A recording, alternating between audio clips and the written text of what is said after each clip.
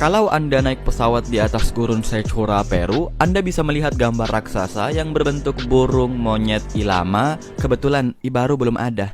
Dan banyak lagi gambar-gambar lainnya. Ukuran dari ukiran ini bahkan ada yang mencapai 360 meter lebarnya. Bagaimana ya orang-orang terdahulu menggambarnya?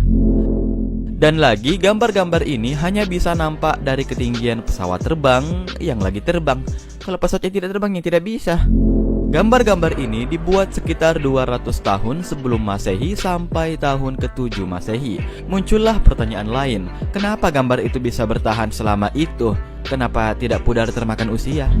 Mumpung lagi pusing, kita putar dulu intronya.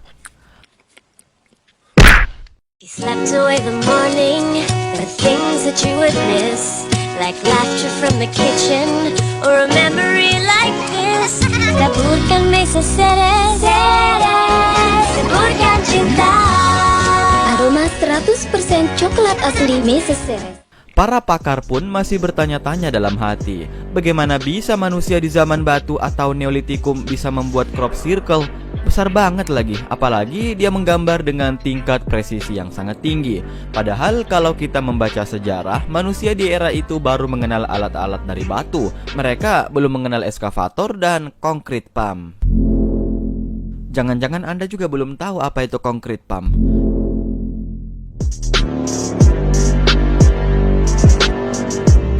Saat itu juga belum ada kompas, belum ada alat pengukur, dan belum ada wifi. Aduh, masa Neolitikum tidak asik ah. Mending masa sekarang. Sebenarnya saya iri sama kalian. Tapi kalian ada nggak yang pelihara dinosaurus? Diadu yuk. Banyak orang zaman sekarang bertanya-tanya, untuk apa orang zaman dulu menggambar karya sebesar itu, padahal mereka sendiri pun tidak bisa melihatnya secara keseluruhan.